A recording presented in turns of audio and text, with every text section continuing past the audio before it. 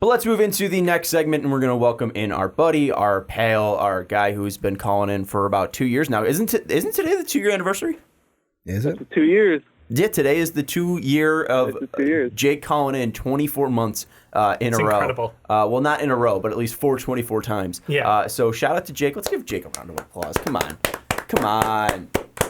I am pretty great. Join patreon.com/mostofapodcast. I'm sure headphone listeners love that clapping. It was muted. Okay. It wasn't that loud. Jake, was it that loud? No, you're good. All right. Okay, cool. See, I'm trying to be considerate. I give a little golf clap. Okay. All right. But we're going to jump in, obviously, for Jake to celebrate this 2-year celebration properly. We need to go out to his mainland, and we're going to go to Philadelphia. We're going to talk about his team, and we're going to do a 76ers preview. And, Jake, we know where we need to start. In the preseason game against, I think it was some overseas team, Ben Simmons hit a 3. And that was your hot take that Ben Simmons was going to hit 23s this year. What was the feeling like? Because I feel like that's got to be on the level of winning a championship, seeing Ben Simmons hit a 3. Yeah, I was literally watching the game in my basement, and I jumped out of my couch and ran around my basement. And it's not even a joke. I literally did. And the whole arena was getting hyped up. Mike Scott was trying to hype him up to shoot it. You would have thought that, I don't even know. You would have thought that he made, a major comeback or something with the reaction he got. When it first left his hands, what were your thoughts?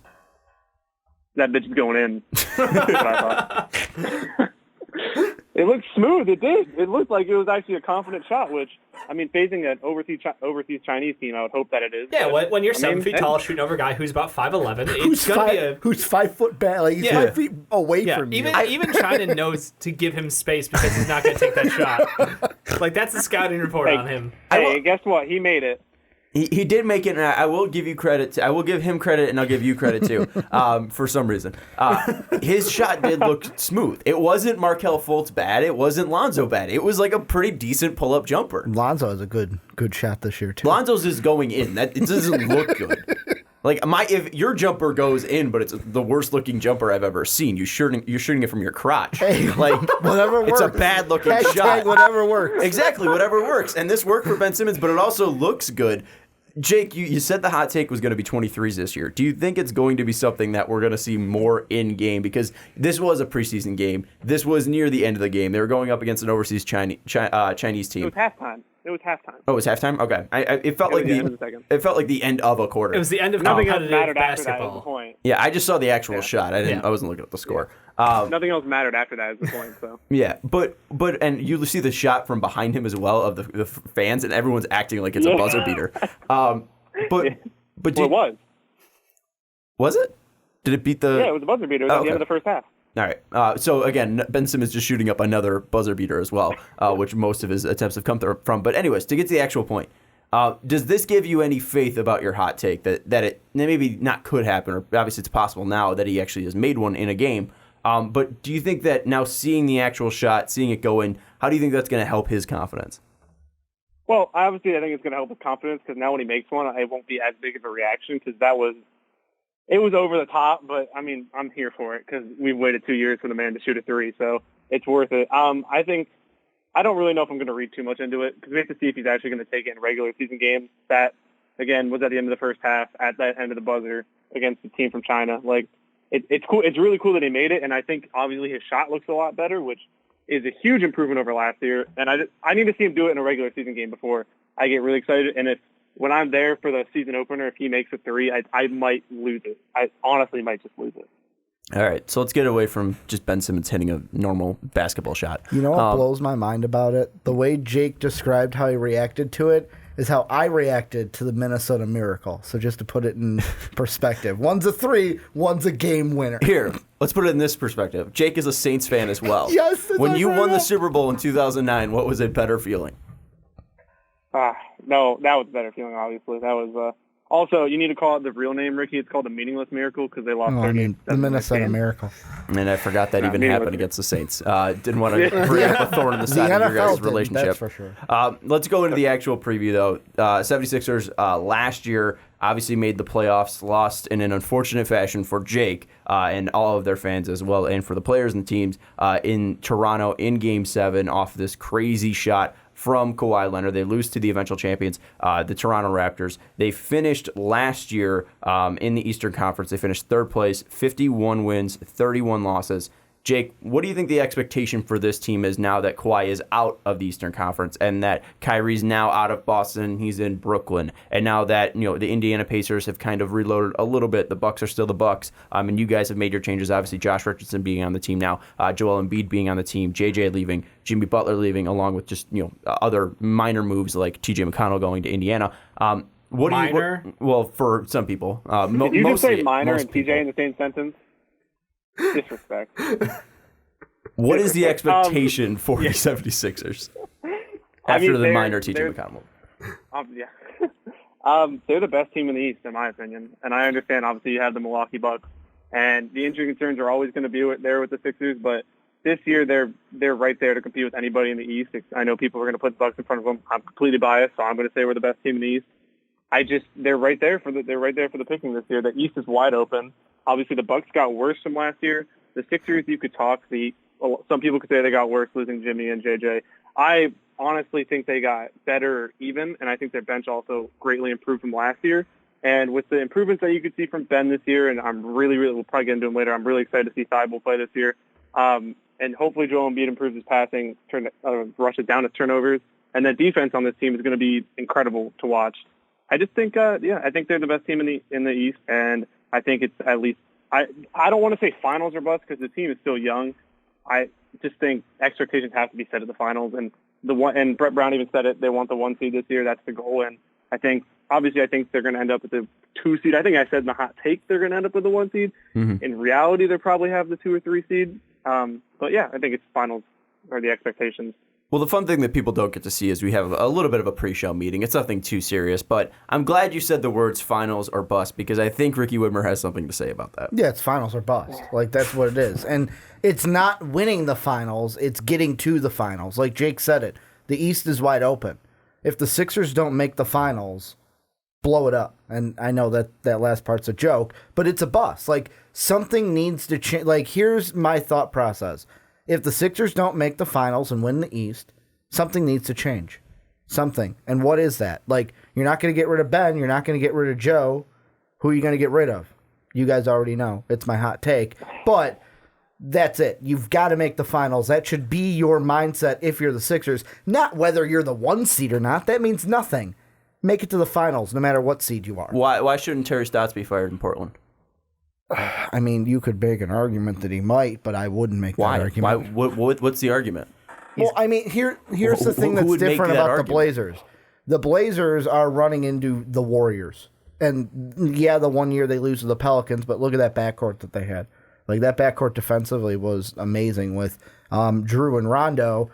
The East has never been as stacked as the West, and it's not like the 76ers are running into LeBron every year. That was the Raptors that were doing that. So, I mean, if I'm the 76ers, based off of how the East is, I got to make the finals or else something needs to change because if you run it back, what's going to be different? How's the outcome going to be different? And for those who haven't watched our hot take video, Ricky, something that's going to change. Yeah, Brett Brown's going to be fired. Yeah. Just to clarify. I want to a little combat you there.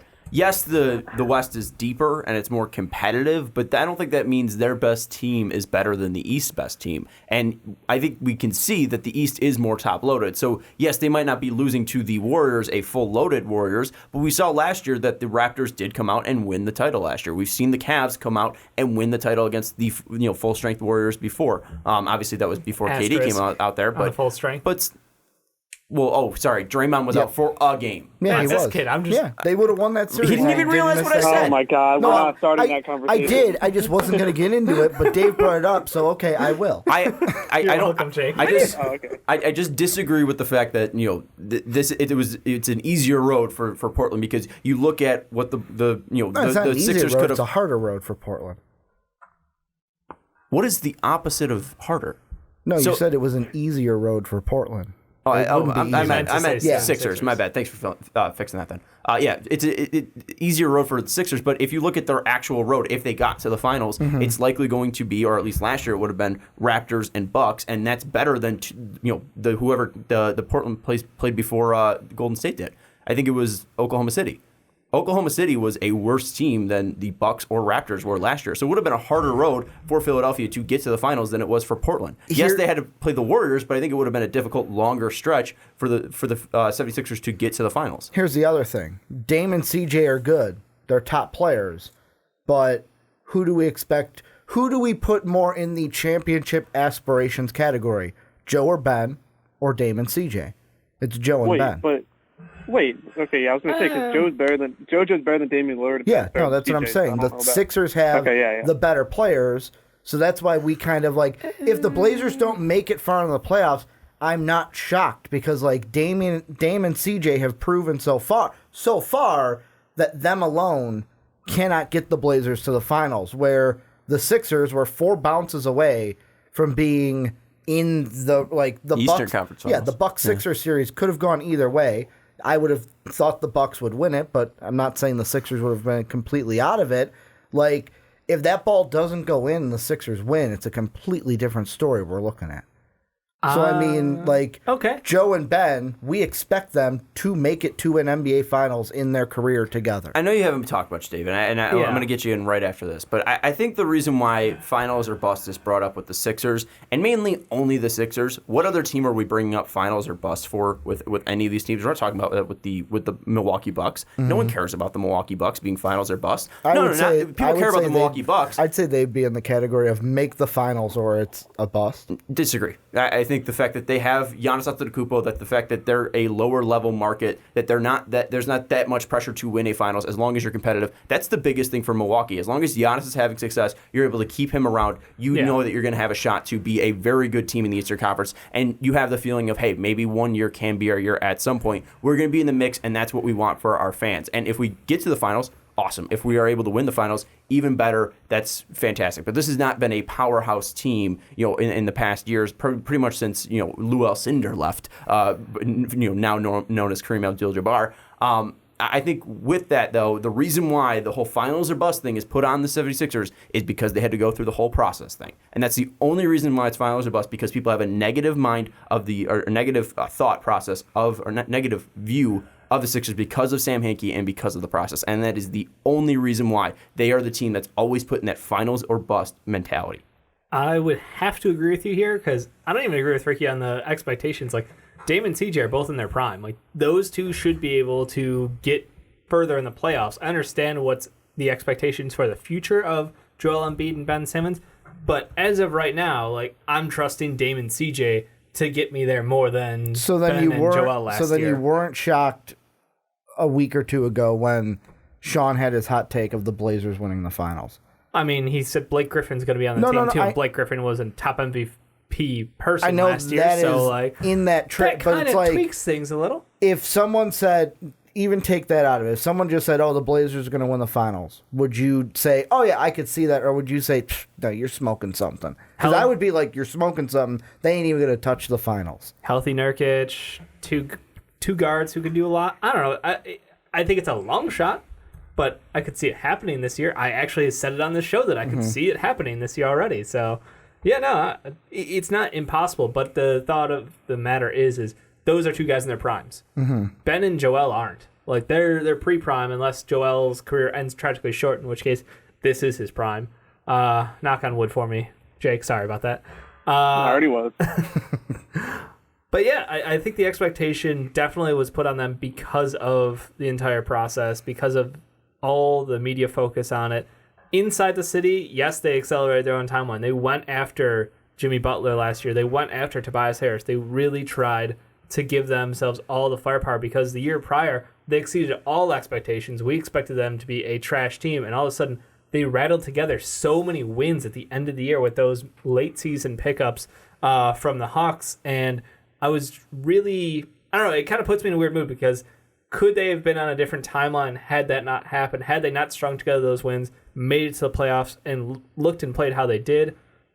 I think so. But, they made all their moves. They've pulled out all the stops. They've gone full in on this roster as is.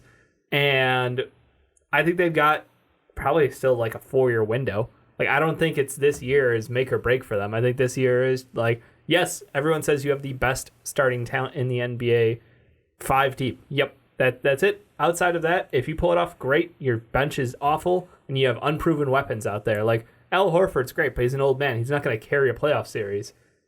Nobody else on that team has proven they can carry a playoff series. Ben Simmons has notably been missing in times where he needs to be more active on the offense. Joel Embiid has either been not healthy or been a turnover-prone machine in the low post. So I think really this year is just all about establishing who is their go-to guy? How are they going to close out games without Jimmy Butler? That's the biggest point of prove it for me this season. I do expect them to make the Eastern Conference Finals. I don't know if they will win them, but I wouldn't be surprised if they did. And I want to shoot this question at Jake that I've got, because one thing you said, Jake, that when you said it, my head kind of cocked back like, no, that should not be the goal of this team, is when you said Brett Brown was like, yes, we expect to be the 1 seed this year, where I was kind of like, no, don't aspire to be the 1 seed. I know what people are going to say, but Ricky, every game then goes through Philadelphia on your road. The thing I look at in my thought process when I heard that was, since 2008, we've only had 2 times where both 1 seeds made it to the finals. The 2008, when it was Lakers-Celtics, and then it was Warriors-Cavs in 2016. Other than that, whether it's the Raptors, the Warriors in 2018, you had the Cavs were a 2 seed, the Heat were a 2 seed, Spurs, Thunder, all of these, hell, even like the Mavs who were a 3 seed, the Boston Celtics in 2010 who were a 3rd seed. As a Sixer fan, are you worried that this team, if they're shooting for the 1 seed, they might burn, I want to say Ben and Joe, but more so I lean on Joe. Like, are they going to burn him out trying to get to the 1 seed rather than doing, let's say the Raptors did last year? Hey, we're going to load management. If we're the 2, that's fine, as long as our guys are ready to go for the playoffs. Am I crazy, or do I have some logic in that thinking, Jake? No, I get what you're saying. I agree in some parts and I disagree in other parts. I think the reason that they're saying that Brett Brown said he wants the 1 seed is because this team kind of, I don't really know how to explain it. It seems like they're gelling better than any of the other teams have in the past 2 years. I only really go back to the past 2 years because those are only really relevant years. Before them, they were trash. I just think they need to build some type of confidence and consistency inside the rotation, inside the locker room, which I don't think they've had in the last 2 years. With all the injuries that went on 2 years ago and the trades that went on last year, there's just been you could even see it like when in game 1 against Brooklyn, when they played, there was no sort of like cohesiveness whenever they played in the playoffs to start. And it didn't really feel like, they didn't really have confidence going into the playoffs is what I saw against good teams. And now this year, after almost beating the Raptors, the 4 bounces, blah, blah, blah, now I think they finally feel, with Al Horford coming in, who's a proven veteran, he's a great defender. Offensively, he's limited somewhat, but he's still a great defender, and we get into that later against the Bucks too. I think he'll be a huge part in that series. I just think they want to form some type of confidence coming from the regular season into the playoffs. But Joel Embiid is a big problem. He does not need to play more than 60 games. I don't think for this team to be the 2 seed, he needs to play more than 60 games. I think that's why Al Horford was brought in. I have confidence in the bench. He is the big part. I don't really worry about Ben, Al Horford, Josh Richardson, Tobias Harris burning out. He's the one where I know he wants to be Defensive Player of the Year and MVP, and if he played more than 60 games, he probably could be. I just don't think it's necessary because it's just not. It's just nothing that we need. He doesn't need to have Defensive Player of the Year MVP. He wants the ring, or he says he wants the ring. And if he really did that, he would be on 30 minutes a game for 60 games a year. Yeah, I think a lot of the mindset into Brett Brown's statement is to challenge this team to stay healthy, but also keep engaged throughout the season, because everyone's pegging them as this, amazing, daunting team, and it's, when playoff time comes, that's when they've got to prove it. But you have to get to playoff time, and I think a lot of the challenges, it's an 82-game season, several months, it's a long season, and there's a lot of travel, and guys are going to have off nights, but if you can keep them engaged throughout, then you're going to have a better team come playoff time. And the one thing I'm just going to throw out there to play devil's advocate to what I brought up was, yes, we haven't had 1v1 a lot in the finals, but if you look at the past winners, a lot of them are like, hey, it's the 1. Like, you had the 1 versus the 2 the 1 seed obviously won because they had home court in the finals. The thing that I think with the Sixers that is different than every other year is if you look at the West, there's a greater chance that the 1 seed might not even be in the finals because of how stacked the West is and how much they might beat each other up in the playoffs. And with that, at least from what I can recall, and you look at the Cavaliers who consistently made the finals, it wasn't important for them to be the number 1 seed. It was get in, and then LeBron will work his magic, and that's what's going to happen. And they were actually doing this whole rest thing before with LeBron, where he wasn't playing a ton, and he was getting taken out early, and he was taking on-off days every now and then to rest up. And then you also had the Spurs as well, who they really just needed to get in as well because they've been getting in for 22 straight years. As long as they have a shot, Pop can work their magic. They have Manu, Tony, Tim. They all have the the possibility to win. So I don't know if the 1 seed truly matters to getting to the NBA Finals. Usually the best teams make it there, and we know who the best teams are typically on the outside looking in. I think we can all say here, if the 76ers make the finals this year, I don't think any of us would be shocked. Would you, Ricky? Minor shock, only because... And the only reason I say minor shock is because I expect the Bucks to win the East. Other than that, no. There's no huge shock. It's not a shock. Yeah. The shock is being like, holy shit, I couldn't even fathom this. Now, if they beat the Bucks in the Eastern Conference Finals to get there, yeah, there'd be a little bit of shock. But if they don't play the Bucks at all and get there, no, I wouldn't be shocked. I just think that there is a very strong case to be made that the Sixers are the best team in the Eastern Conference, and if they make it to the finals, I don't think I'd be shocked. I mean, you look back at last year, yeah, the Raptors weren't the number 1 seed, but we knew that this team could be dangerous come playoff time because you have Kyle Lowry, you have Kawhi Leonard, you have Marc Gasol, you have Pascal Siakam, who is most improved player of the year at that time. You have Serge Ibaka, who's a playoff warrior, Danny Green as well, Fred VanVleet. You have the basis of them to getting there. Golden State in 2018, they were the best team in the NBA. We knew that. They were just the 2nd seed. Cavs as well, same thing. Cavs the year before were 2nd seed. You had 1-1 in 2016 Warriors versus Cavs as well. The year before as well, LeBron making it as a 2 seed. The year before that, LeBron making it as a 2 seed. The Spurs there as a 2 seed. Then the Heat as a 2 seed. The Heat as a 2 seed. We knew that these teams were possible. I don't know if the 1v1 thing makes a ton of difference. But Jake, to wrap it up, final thing. Obviously, the expectation is that this team could possibly make it to the NBA Finals, but I do want to talk about at least the bench a little bit more because that is something that people have harped on, especially last season. And you say that it has improved. One guy that has stuck out, I know, in your mind is Matisse Thybulle, the draft pick from Washington. Let's talk about that bench a little bit, and I know you're probably going to start off with Thybulle. So, what have you seen from this bench at least come preseason, and what do you expect from them to help out this team?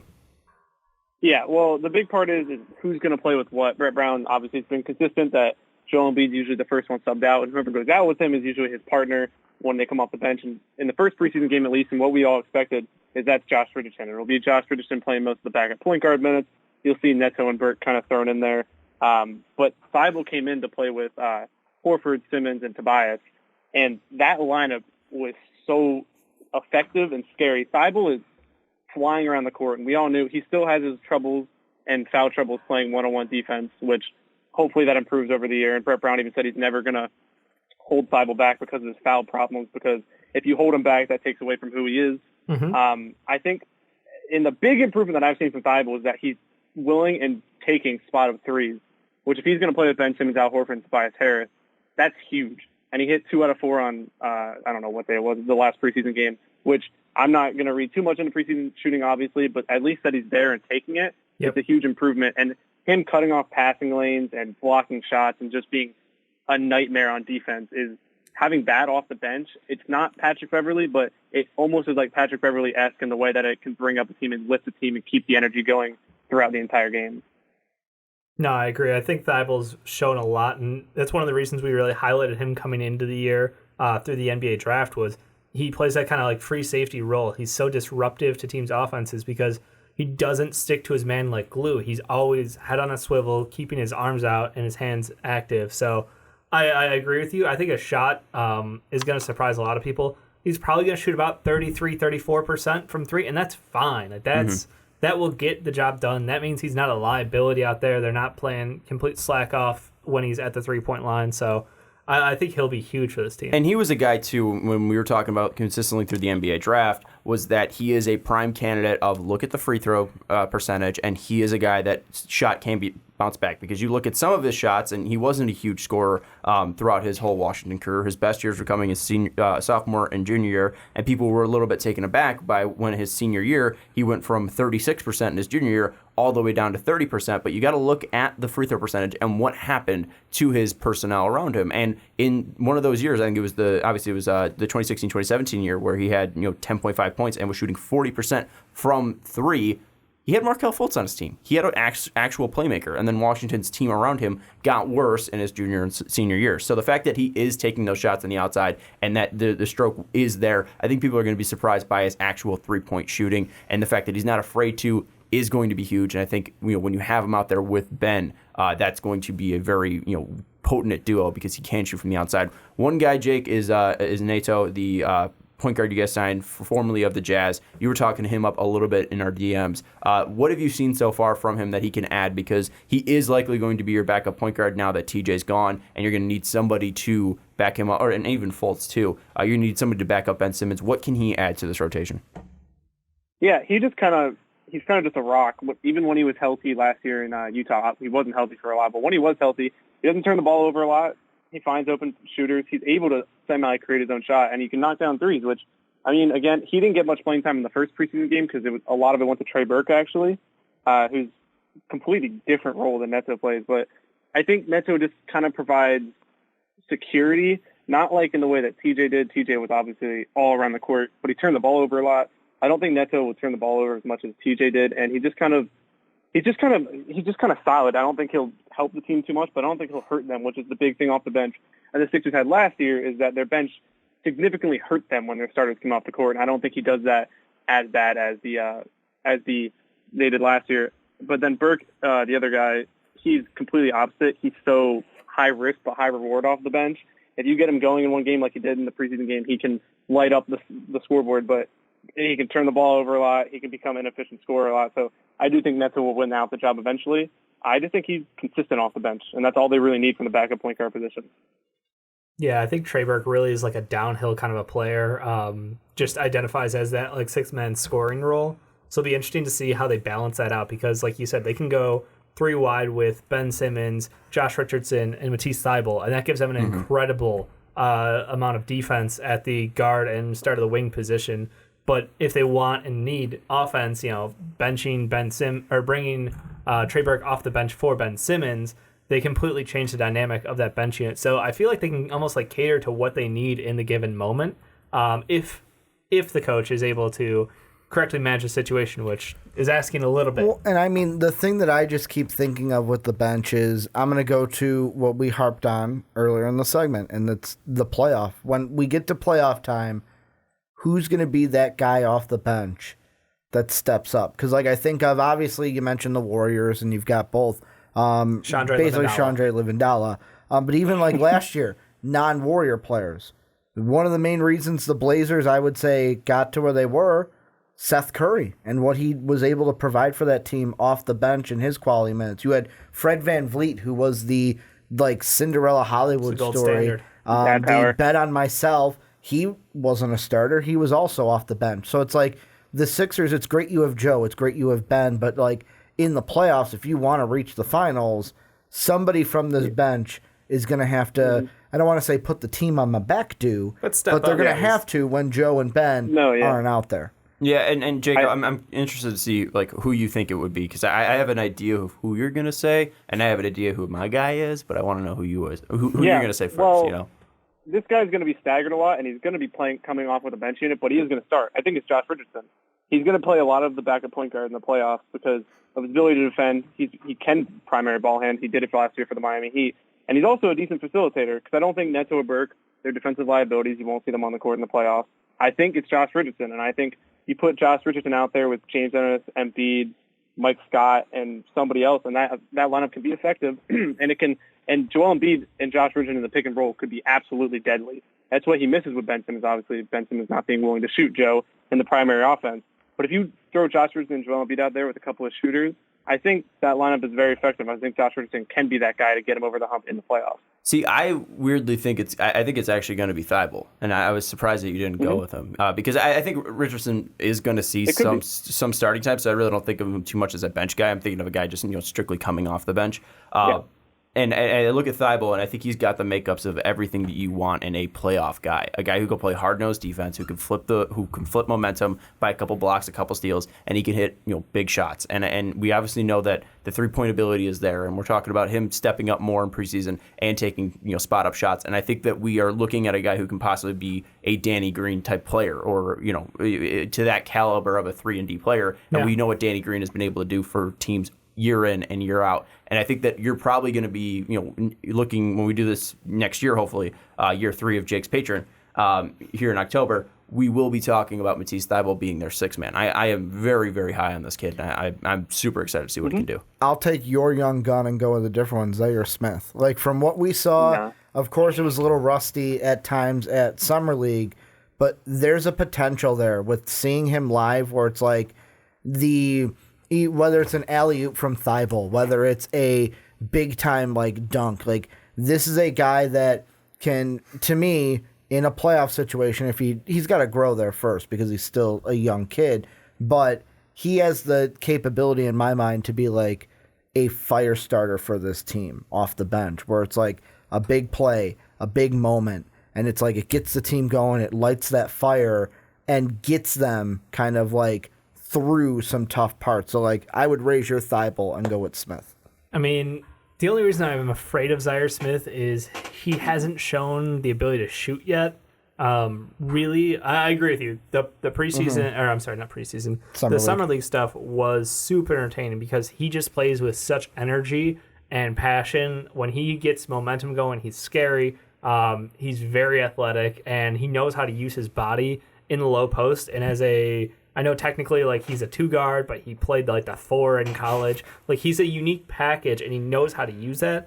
I just don't know that he's going to be ready to take a step, and without his shot being consistent or comfortable, I'm hesitant to say he'll be a difference maker come playoff time, but definitely has that momentum in his game when he scores some points. Let's wrap it up with how we usually wrap up every single topic. Going to be final thoughts, Jake. Obviously, yours are probably going to hold the most weight since you are a Sixer fan, since you're going to follow this team the most throughout the season, watching all 82 games plus playoffs. We'll go to you last. Ricky, what are your final thoughts on this topic and the Sixers preview? What are you expecting for this team? You know what? With this team, I really am going to go on it. It's a finals or bust. They got to basically win the East or bust, I'll say, because I don't expect them to win the finals if they get matched up against a Clippers team. But if they get to the finals and get paired up against a team that they can win against, it's a possibility. This team, in my mind, needs to win the East, needs to win the finals, or else things need to change. So it's make the finals or bust year for the Sixers. Dave, final thoughts? I'm capping at Eastern Conference finals. I don't think that they're going to be favorites to come out of that, but I wouldn't be surprised if they did. Depends on who they play, too. True that. But no, I'm not putting any clock on this team.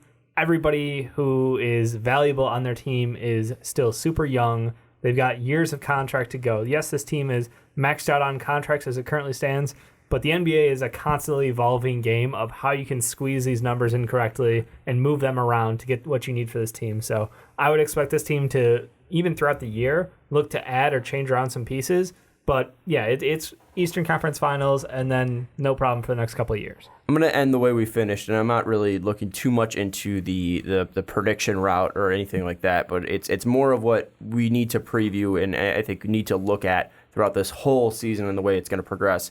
And the big thing, I think, for the 76ers is how Ben Simmons progresses and how he's going to take on and how he's possibly going to grow as a player. And right now he's probably, I think Jake will argue me on this, but probably a fringe top 25 player to fringe top 20 player, wherever you want to put him. But he's definitely not top 15, I think, as of right now.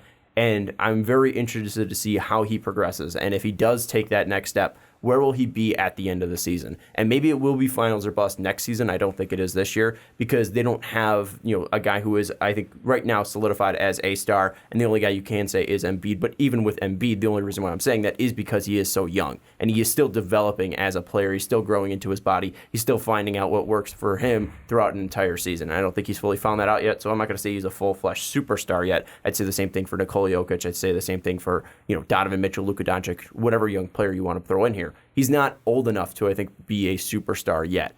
I want to know if Ben Simmons is going to be fighting with him, though, to be the best player in the Sixers after this year, and that's what I'm going to be looking forward to, and I think that's going to be the biggest thing that fans need to watch out for and players need to watch out for, and outside fans as well. Where is Ben Simmons at the end of the year, and can we be talking about him as a top 15 player? And that's the thing I'm most excited to be watching throughout this whole Sixers season, when I do tune into their game. So, Jake, what is your final thoughts on the Sixers 2019-2020 season? Yeah, you took the Ben Simmons route. I'll take the other route. I'm watching Joel Embiid this year. Joel Embiid needs to solidify himself as the best big man in the league. He needs to end the debate that you have with Nikola Jokic, with Anthony Davis, whatever it is. He needs to show everybody how good he can truly be. And that one stage starts with being healthy, and that two means showing up in the playoffs. And I know last year he was sick and all that stuff, but he needs to show up. If this team is going to be successful, their best player needs to be their best player night in and night out in crucial games. And last year we saw that at some points, and some points we just saw him disappear. And if this team's going to be effective with all the question marks they have and their bench, Joel Embiid is going to have to be that guy, and he's going to have to be that guy night in and night out. Jake, I just want to end on a high note for your 2-year anniversary. Obviously, we want to thank you for supporting and being not only our longest patron, but our most consistent guy, our guy that's always coming on pretty much every single month. I mean, when you're not coming on, it's mainly my fault for not booking you that month. So literally, you've been here supporting us a ton. We're super grateful for that, and for that, I'm going to leave you with the stat line of 50% from the field, 39.3% from three, 84.6% from the line, 25 points, 13 rebounds, 8.4 assists, and that is Nikola Jokic's stat line in the playoffs last year, the sign of a true superstar. Thank you so much, Jake. We appreciate your time. Hey, you're an asshole.